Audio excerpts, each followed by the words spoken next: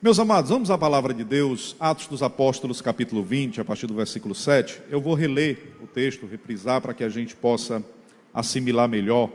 Atos, capítulo 20, dos versículos 7 ao 12. É um evento inusitado que acontece na igreja em Troade, em uma visita missionária do apóstolo Paulo. E eu queria ler esse evento que ocorreu em um dos cultos mais longos do livro de Atos. Esse culto começou no fim da tarde e se estendeu até amanhã. Eles passaram a noite inteira ouvindo a palavra de Deus. No primeiro dia da semana, ajuntando-se os discípulos para partir o pão, Paulo, que havia de partir no dia seguinte, falava com eles e prolongou a prática até meia-noite. A ideia era que durasse até meia-noite. E havia muitas luzes no cenáculo onde estavam juntos, e, estando um certo jovem por nome Eutico, assentado numa janela, caiu do terceiro andar, tomado de um sono profundo que lhe sobreveio durante o extenso discurso de Paulo, e foi levantado morto, caiu e morreu, irmãos.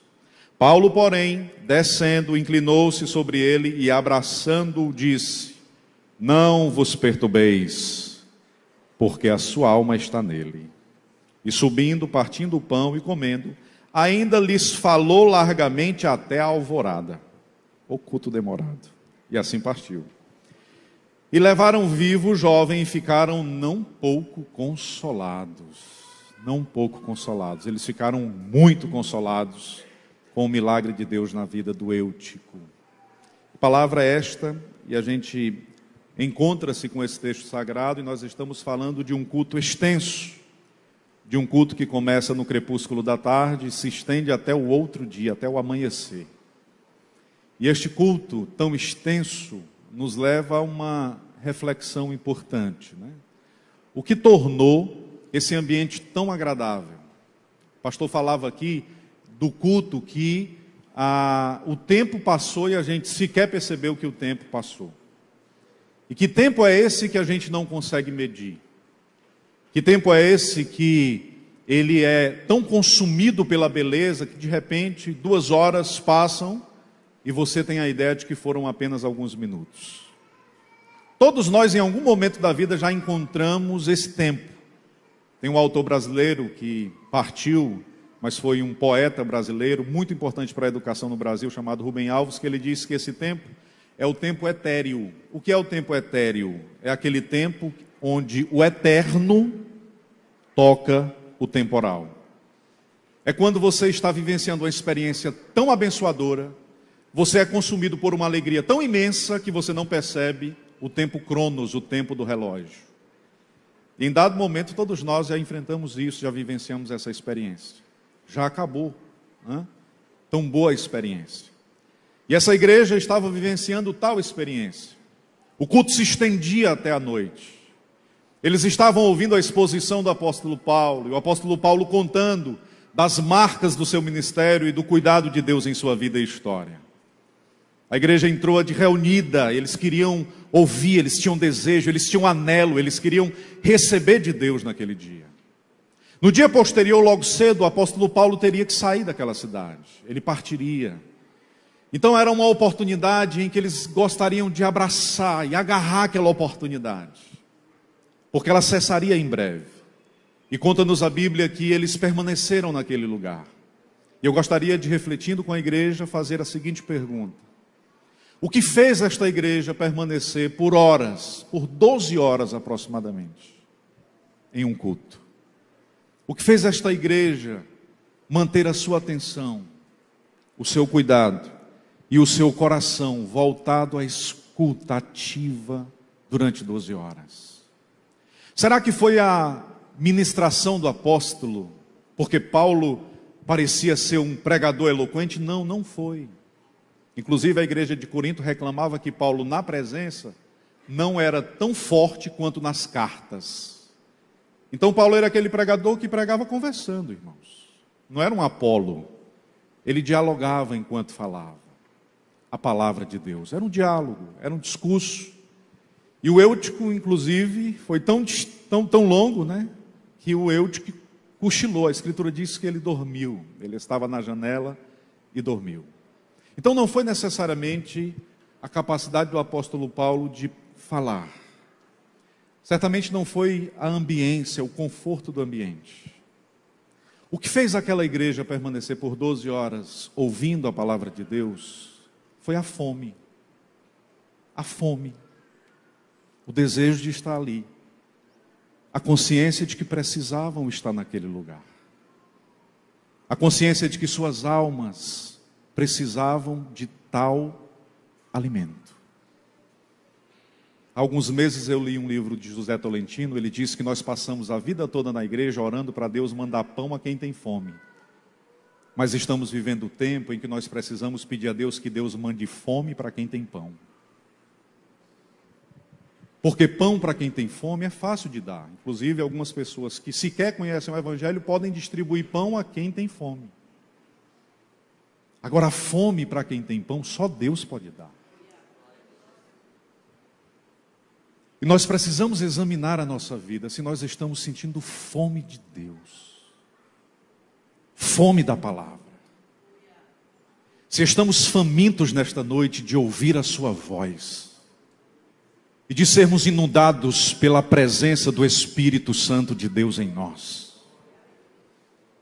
Se estamos conscientes da importância deste culto, que pode ser o último das nossas vidas. Ainda hoje o Mestre pode rasgar os céus. E alguns dos que estão aqui, esperamos que a grande maioria, ouvirá o som mais extraordinário de suas vidas.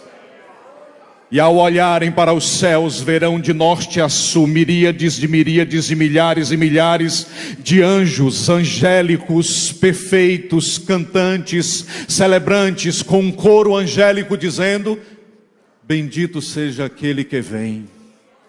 E sem ensaio nós subiremos ao encontro do Mestre Jesus. Fome. Nós precisamos pedir a Deus que Deus nos dê fome. Fome da palavra. Fome de viver a experiência de transformação. Fome de estar num ambiente de dependência constante em oração.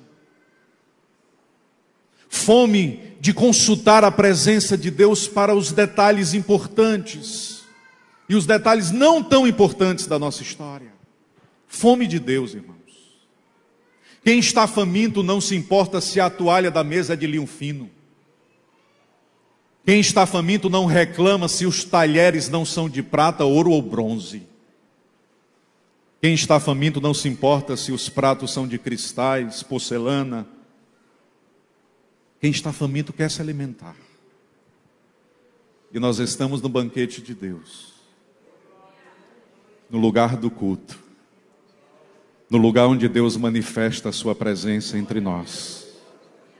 No lugar de milagres, no lugar de respostas, no lugar de avivamento, no lugar de restauração, no lugar de transformação, no banquete digno de príncipes. Portanto, há um clamor de Deus em direção aos nossos corações nesta noite. Que nós possamos nos movimentar e sentir fome. Fome, um desejo constante de sermos cheios da presença de Deus. Você sabe por que a gente precisa disso? Porque nós estamos vivendo o tempo dos excessos. São tantas atividades para fazer num dia só, que a nossa mente fica ocupada demais. Não sobra tempo. E às vezes o tempo que sobeja para dedicarmos ao nosso Deus é um tempo insignificante, de poucos minutos antes de dormir. Fome de Deus. Fome suficientemente capaz de nos fazer dedicar a Deus o que há de melhor no nosso dia. O melhor da nossa manhã. Quando o nosso cérebro está desperto. Quando o nosso coração está cativo. E aí você abre a Escritura Sagrada e ali você escuta a voz do seu Deus. Fome. Veja o que diz esse autor. O nome dele é George Bernard Shaw. Na existência existem duas catástrofes. A primeira é quando todos os nossos desejos são atendidos. A segunda é quando nenhum dos nossos desejos se realiza. que esse autor está nos dizendo é que Deus nos convida a viver para além dos extremos. O discípulo de Cristo, ele tem fome de Deus, e porque tem fome de Deus, ele vive de forma equilibrada, consciente. Se falta tudo, ele canta e celebra, porque ele sabe que existe um propósito nisso. Se sobra, ele também compreende que existe uma razão e uma causa para isso. E ele se coloca em Deus como um ato de bênção e de instrumento de vida na vida de outro, porque sobra. E aí ele olha para o apóstolo Paulo e ele entende como o apóstolo Paulo viveu. E entender como o apóstolo Paulo viveu é compreender que é possível viver uma vida equilibrada. E o apóstolo Paulo fala deste equilíbrio quando escreve a carta a Filipenses. Eu preciso lembrar aos irmãos que quando Paulo escreve a carta a Filipenses, ele está preso. Ele está em uma prisão perversa. Ele está em um lugar, em um cubículo, em um lugar restritivo. Mas quando ele escreve aos Filipenses, ele escreve com a sua alma livre. E ele escreve dizendo à igreja: ó Filipenses, eu sei lidar com a questão da necessidade. Porque eu aprendi a contentar-me com o que tenho, em Filipenses 4, do 11 ao 13. Eu sei estar abatido. Eu sei receber os nãos de Deus.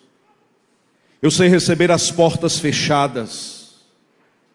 Eu sei receber o silêncio de Deus, como o pastor já falou hoje à noite.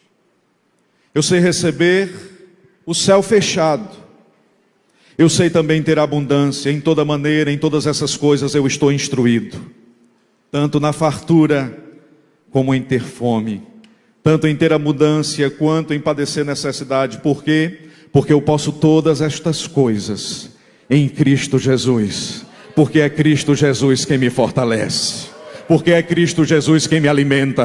Porque é Cristo Jesus quem nutre as minhas necessidades. Na ausência de coisas eu tenho Cristo Jesus. E a presença dele é quem muda todas as coisas e todas as circunstâncias. Seja bendito o nome de Jesus para sempre. Eu posso todas as coisas, mas só posso todas as coisas em Cristo. Porque é exatamente a presença de Cristo que nutre e supre todas as demais ausências. Então, se tenho Cristo, pode me faltar tudo. É por isso que o salmista começa dizendo: o Senhor é meu pastor e eu não sinto falta de nada. Mas eu não sinto falta de nada, não é porque o meu pastor vai me dar tudo. Eu não sinto falta de nada, porque se eu tenho um pastor, pode faltar tudo. A presença dele é suficiente na minha vida e na minha história.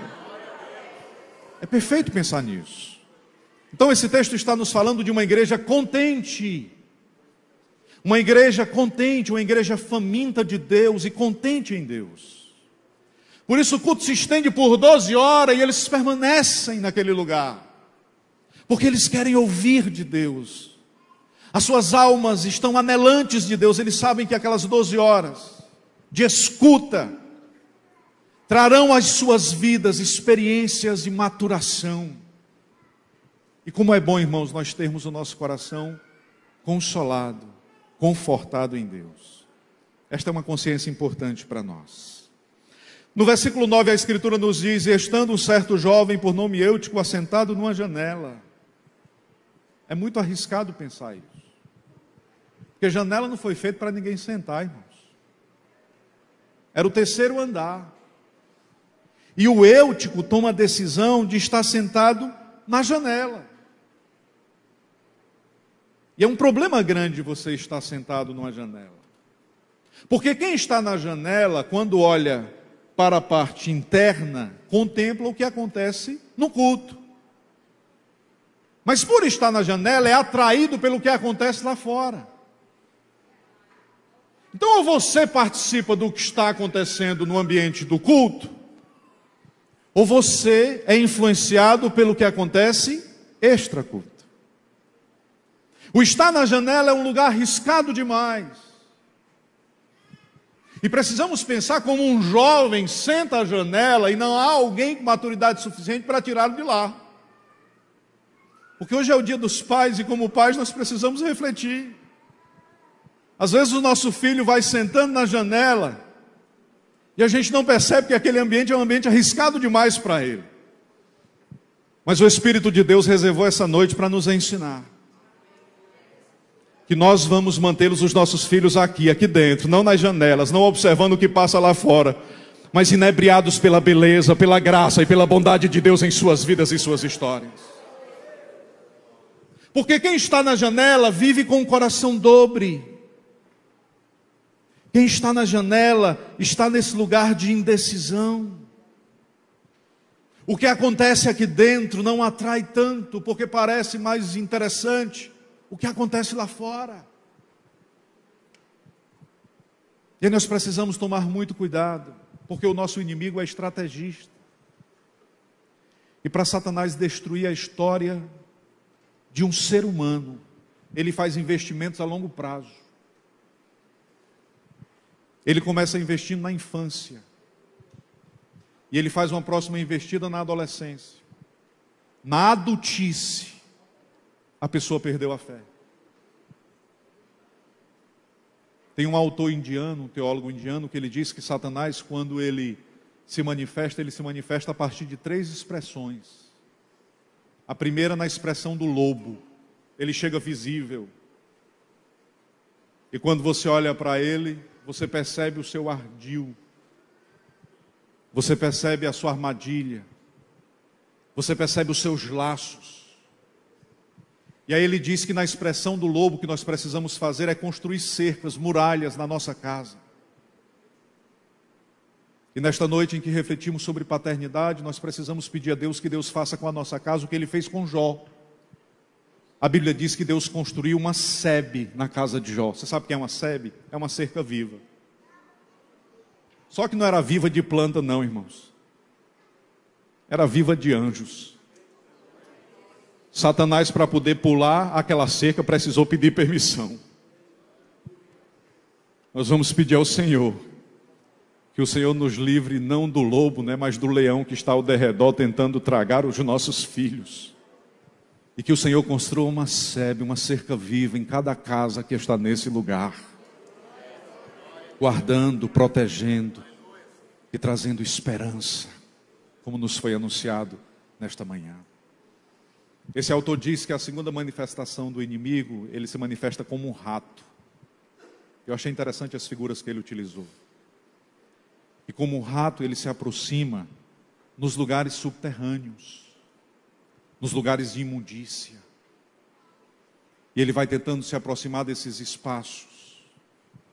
E da mesma forma que precisamos construir uma sebe, uma cerca contra o lobo, precisamos higienizar a vida contra os ratos. Higienizar o coração, higienizar os olhos, as palavras, as decisões. Quando Moisés escreve em Deuteronômio as orientações para os pais, ele diz: olha, quando você estiver sentado, quando você estiver caminhando, quando você estiver se deitando, ou quando você estiver se levantando, ensine a palavra para os seus filhos. E a gente lê esse texto, a gente imagina que Moisés está ensinando que a gente precisa dedicar algumas horas do nosso dia para pregar a palavra para os nossos filhos. Mas não é tão simples assim. Ler a palavra com os nossos filhos é uma tarefa simples, irmãos. Basta que você organize isso na sua agenda. E que você cuidadosamente reserve um texto e você organize um devocional com filho ou filha. Isso não é uma tarefa difícil. O que Moisés está nos instruindo, pais, é uma missão muito mais profunda. Ele diz assim: quando você estiver sentado, quando você estiver caminhando, quando você for se deitar ou quando você for se levantar. Isso fala de movimentos do corpo. Se o seu corpo estiver sentado, se ele estiver em movimento, se ele estiver se deitando ou se ele estiver se levantando, a despeito de qual seja o movimento que você faça, que o seu filho possa ver a palavra de Deus nos seus movimentos. É muito mais profundo. O que o texto está ensinando não é que a gente tem que ler a Bíblia para os nossos filhos, mas que os nossos filhos precisam ler a Bíblia nas nossas vidas. É que os nossos filhos precisam olhar para as nossas vidas e contemplar a glória de Deus nas nossas decisões, na gentileza com que tratamos as nossas esposas, na forma como lidamos com as questões importantes da vida. E à medida que eles vão convivendo conosco, eles vão encontrando a beleza de Deus nas nossas histórias. É essa a nossa missão. E aí eles não quererão a janela não será interessante para eles, sabe por quê? Porque eles verão a vida que há aqui dentro, e será esse lugar, o lugar de alegria na vida dos nossos filhos. Deus faz repousar sobre nós uma nobre responsabilidade nesta noite. Construir cercas e purificar a nossa história. Viver pureza e santidade. Viver de forma que os nossos filhos digam glória a Deus. O meu pai é um servo de Deus. Você pode receber notoriedade no mundo corporativo. No professorado você pode ser o mais destacado e alcançar todos os títulos de nobreza possível. Você pode ter a extensão de uma parede inteira de certificados.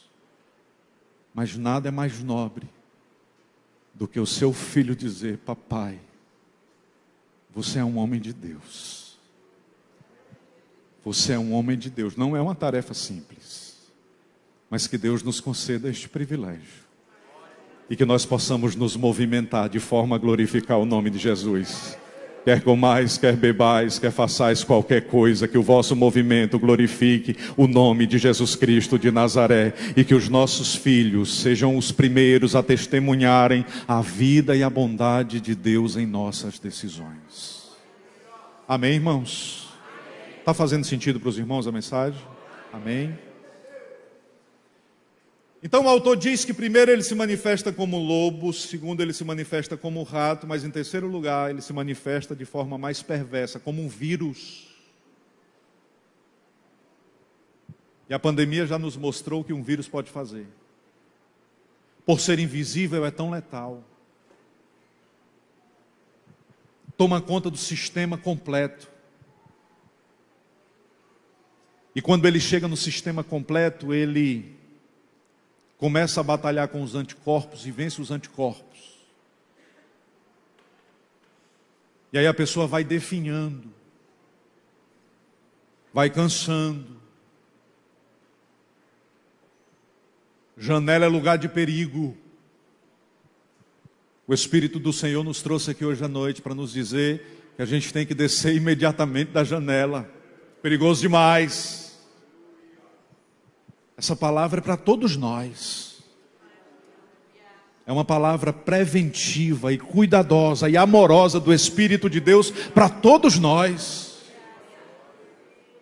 Eu lembrei-me, pastor, quando eu estava estudando esse texto, do Rubens Múzio, quando o senhor trouxe ele aqui, Liderança em Foco, alguns anos atrás. Nós estávamos ali no hotel numa conversa com ele, que o senhor nos convidou para estar presente. E Deus me fez lembrar daquela manhã. Um dos pastores que estavam ali perguntaram para o Rubens Múzio. Pastor Rubens Múzio, para os irmãos que não conhecem, é um doutor em teologia, uma das maiores referências no país em se tratando de teologia, é um plantador de igreja no país. E o pastor trouxe ele aqui alguns anos atrás.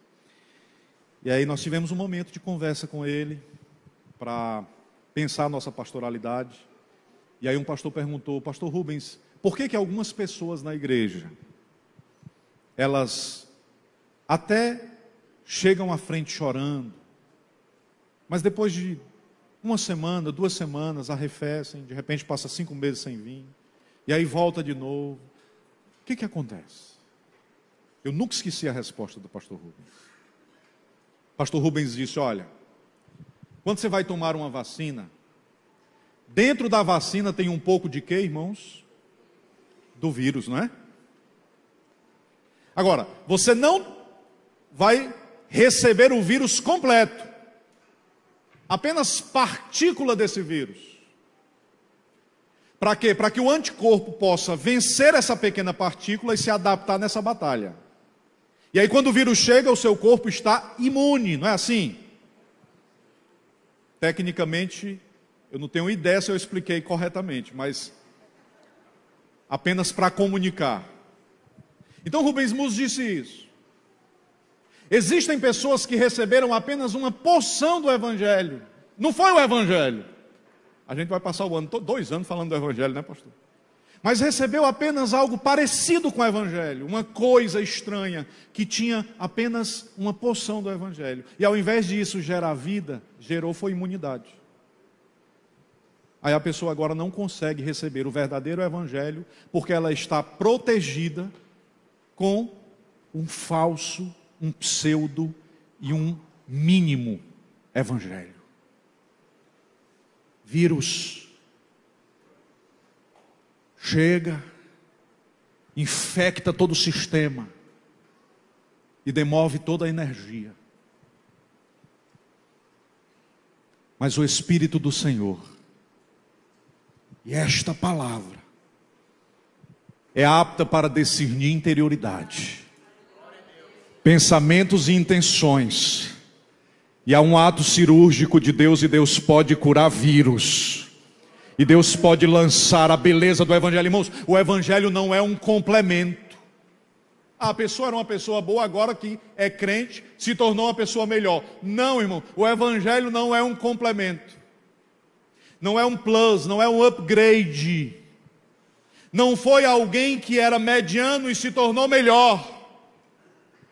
O Evangelho é uma semente que quando cai em terra boa, cresce, germina e traz a vida de Cristo para mim e para você. Bendito seja o nome de Jesus.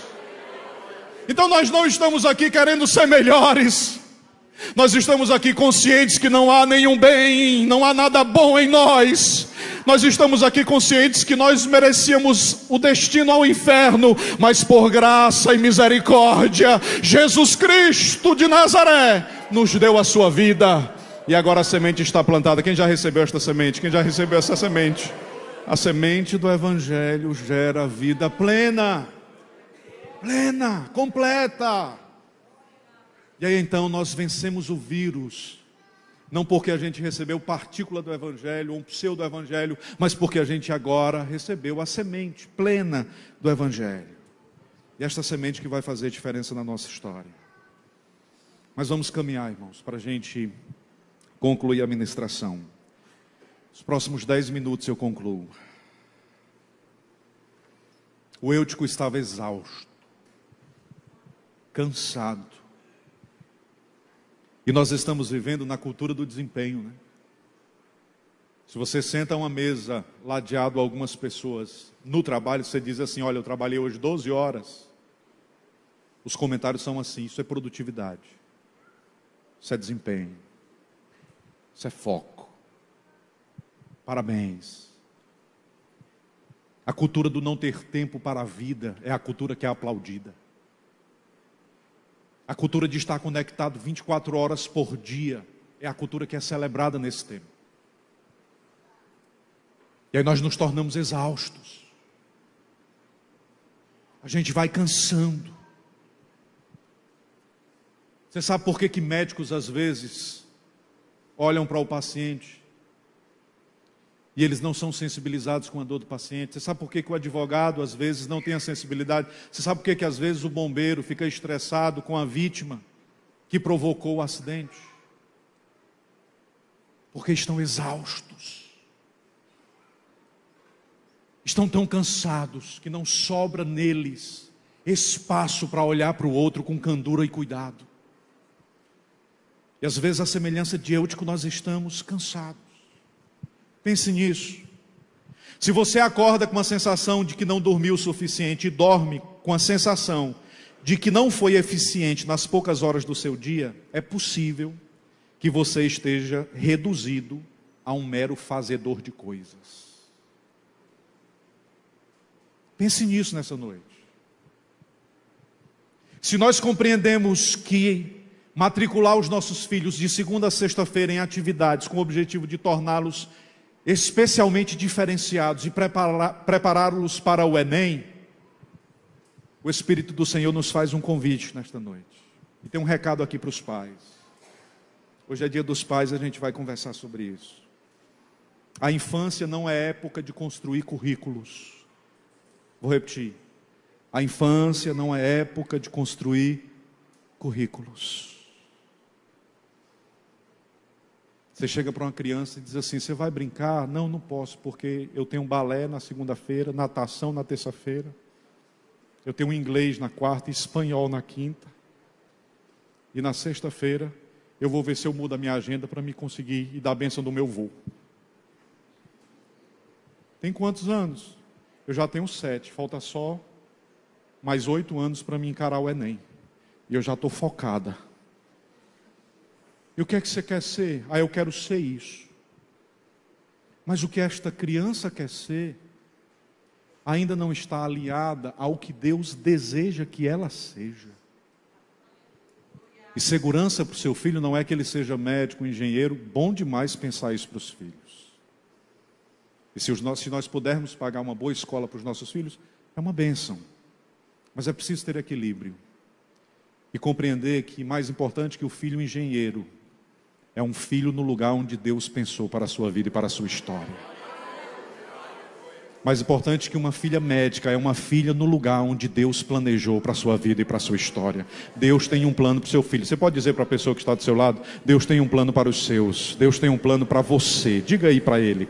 Diga para ela: Deus tem um plano para você. Está nesse lugar, está no lugar mais seguro, mais abençoado, mais completo. Seja bendito o nome de Jesus para sempre. Muitas vezes, sem nos dar conta, nós estamos neurotizando a biografia dos nossos filhos e matriculando os nossos filhos na escola dos exaustos. Igual a Eutico, quando ele vem para o culto, ele fica na janela. Não, mas aqui não dá nem para sentar porque é climatizado. Não, irmãos. Mas ele está na janela. Ele não está aqui. É só o corpo presente. A mente está lá. O coração divaga. Ele não quer essa experiência com o sagrado, porque está exausto demais para abrir a porta do coração para receber a vida e a presença de Deus. Por isso nós precisamos nos curar da exaustão e pedir a Deus que Deus nos dê fome. Porque nós estamos diante do banquete da palavra de Deus, mas às vezes temos fastio. Sabe por quê, irmãos, que a gente tem fastio? Eu lembro da minha mãe, quando ela dizia assim: você não quer almoçar porque comeu besteira. Vocês já ouviram isso, irmãos? Né? Passa o dia comendo besteira. Aí passa o dia na internet vendo vídeo de gente bobo, dizendo bobagem. Aí começa a construir uma fé sem nenhuma solidez. Não congrega. Não tem responsabilidade, não é pastoreado. Não é assistido. Vive saltando de experiência em experiência, provando uma coisa nova a cada instante. E aí quando chega o verdadeiro evangelho, ele não quer. Por quê? Porque está saciado de besteira. Perdão pela palavra. Sim ou não? Sim. E a Escritura diz que o fim do Eutico, por estar exausto, foi cair. E aí eu vou concluir a reflexão, mas antes disso eu preciso lembrar aos irmãos que ele estava no 3º andar. Diga comigo, 3º andar. Portanto, a Escritura está dizendo que quanto mais elevado for o lugar que você estiver, maior é o risco da queda. A queda pode ser fatal para aqueles que estão em lugares elevados. É por isso que quando Jesus chega para os apóstolos, ele diz assim: gente, eu estou orando ali, vocês não conseguiram orar comigo nem uma hora. Vocês são os apóstolos. Vocês estão aqui no 3º andar. Nem uma hora. Então a gente precisa pensar nisso. Porque enquanto pais e mães, Deus nos colocou aqui, no 3º andar, lugar elevado. A gente não pode vacilar na janela. A gente tem que manter a nossa visão firme. Nós temos que salvar os nossos filhos cuidando do nosso próprio coração e da nossa relação com Deus. É igual o sentinela que estava lá trabalhando, andando sobre a muralha, e aí ele ficou caminhando sobre a muralha, alerta, atento, cuidadoso, observador. Passaram-se 2 meses, não vem ninguém. O sentinela disse: eu vou saber de uma coisa, não vem ninguém, eu vou ficar parado. Eu fico rodeando o muro, termina a noite, não vem ninguém, eu ainda fico cansado. Passaram-se 3 meses, ele disse: rapaz, não vem ninguém, eu vou assentar. Ele sentou. Ficar em pé com as pernas doendo. Passaram-se mais alguns meses, ele viu que não vinha ninguém, disse: hoje eu vou me deitar. Aí ele deitou. Aí pastor Souza, quando chegou um dia, ele disse: homem, eu deitado aqui, sem andar e sentado, não aconteceu nada, eu vou tirar um cochilo. No dia que ele dormiu, o ladrão veio e começou por minar a sua própria vida. Você sabe o que é que o Espírito de Deus está dizendo a nós que somos pais? Não pare. Se você parar, você senta. Se você sentar, você deita. Se você deitar, você dorme. E se você dormir, a sua família morre. Não pare. Não pare. Não pare. Permaneça atento. Satanás está ao nosso derredor, querendo destruir o nosso filho. E já destinou cartas de morte para os nossos, mas hoje nos levantaremos como sentinelas de Deus, não vamos parar, vamos erguer o nosso coração, e como sentinelas de Deus, ergueremos um altar em intercessão, e entregaremos ao Rei dos Reis a vida dos nossos filhos, porque o Deus que protege a nossa casa está nesse ambiente. Não pare, não pare, não pare, permaneça atento, há uma palavra de Deus a nós, não pare. Shuila varu, viudiria. Não pare, não pare. Permaneça atento, seja bendito o nome de Jesus. A morte não acontece da noite para o dia,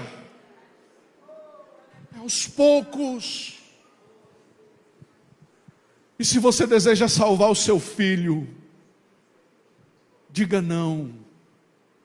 Amanhã você vai dizer não a essa porta maldita que se abriu, e você vai dizer sim à beleza do Evangelho que está estabelecida para a sua vida, porque o Senhor de restauração te trouxe a esse lugar para dizer que continua te amando, continua cuidando de ti, que tu és filha, que tu és filho e és muito amado nos céus. Aleluia. Versículo 10, a Bíblia diz: Paulo, porém, descendo, inclinou-se sobre ele e abraçando, disse: não vos perturbeis. Vocês estão perturbados? Ora, irmãos, eles correram para Paulo e disseram: Paulo, o menino caiu e morreu. E aí todos ficaram perturbados. Mas aí o apóstolo desceu. Aí quando ele abraçou o Eutico, ele disse assim: não, vocês estão vendo morte. Eu estou vendo vida, tem vida nele. O papai, Deus vai te dar autoridade. E você, quando chegar em casa hoje à noite, você vai dar um abraço no seu filho, na sua filha. E você vai dizer para ela ou para ele: eu vejo vida em você.